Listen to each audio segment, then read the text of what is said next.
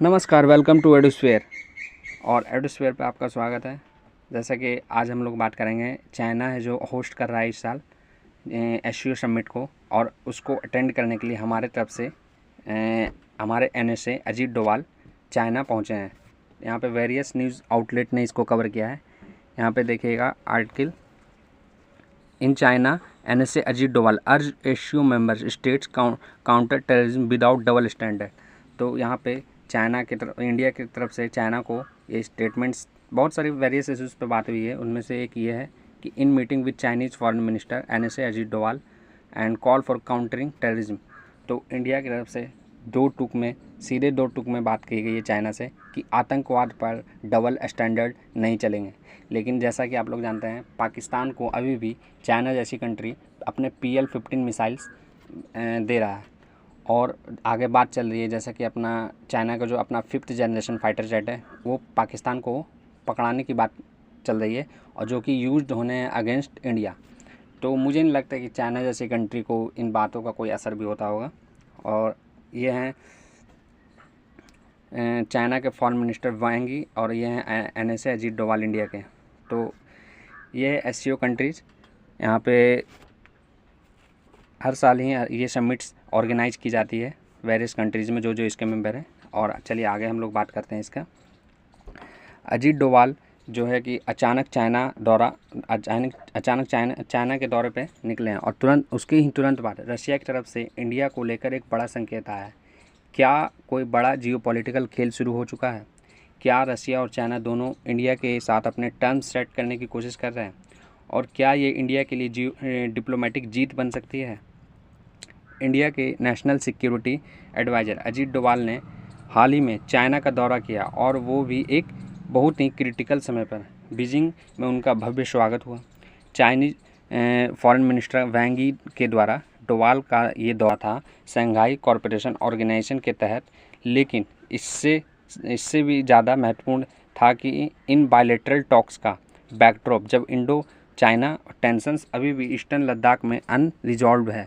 Ajit Doval visit to China marks India reentry into a Beijing loop, but not without strategic cautions. Ladakh में frictions अभी भी ख़त्म नहीं हुई है, फिर भी ये विजिट बताता है कि डिप्लोमेटिकली दोनों कंट्रीज कोशिश कर रहे हैं एक मिनिमम वर्किंग रिलेशनशिप मेंटेन करने की। अब बात करते हैं रशिया की, जो अभी भी यूक्रेन वॉर में उलझा हुआ है, लेकिन फिर भी एशिया में अपनी मौजूदगी बरकरार रखना चाहता है। Russia has reportedly convey a proposal to India behind close door, a new defence pact offer और revival of the rupee rouble mechanism. कुछ रिपोर्ट्स सजेस्ट करते हैं ना कि रशिया चाहता है इंडिया को मीडिएट बनाना between Moscow and Beijing on certain Indo Pacific concerns को लेकर। पुतिन है जो कि काफ़ी एक्साइटेड है इस स्टेटमेंट को देने के बाद इंडिया को लेकर। ये एक क्लियर स्ट्रैटेजिक हिंट हो सकता है कि रशिया चाहता है इंडिया एक सेंट्रल बैलेंसिंग रोल निभाए फ्यूचर एशिया सिक्योरिटी आर्किटेक्चर में। चाइना और रशिया दोनों अथॉरिटियन रिजीम है। इंडिया के लिए इन दोनों के साइमल्टेनियसली निपटना आसान नहीं है।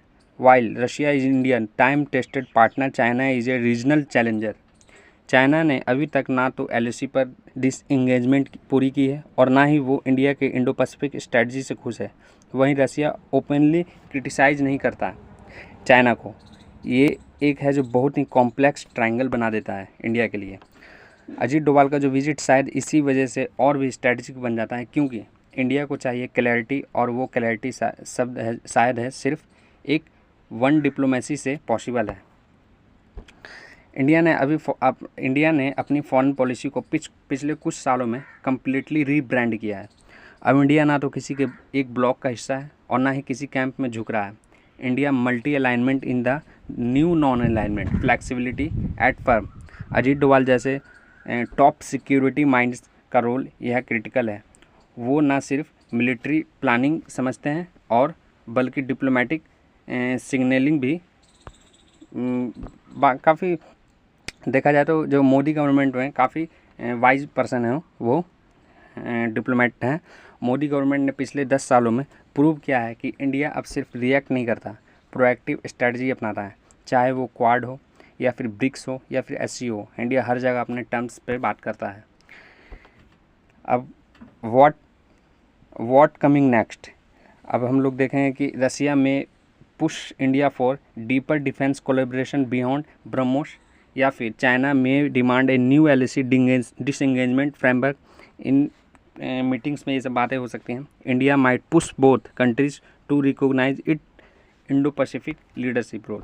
इंडिया का जो स्टैंड है at the centre of Asian diplomacy and Ajit Doval's visit is not a just a gesture, it's a diplomatically move.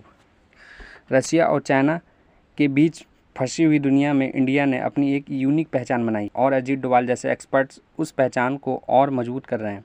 आगे क्या होगा ये तय करेगा इंडिया का एक बैलेंसिंग पावर रहेगा या फिर एक ग्लोबल पावर बनेगा। इस विषय पर आपकी क्या राय है? क्या इंडिया सही डिप्लोमेसी खेल रहा है? कमेंट्स में ज़रूर बताएं।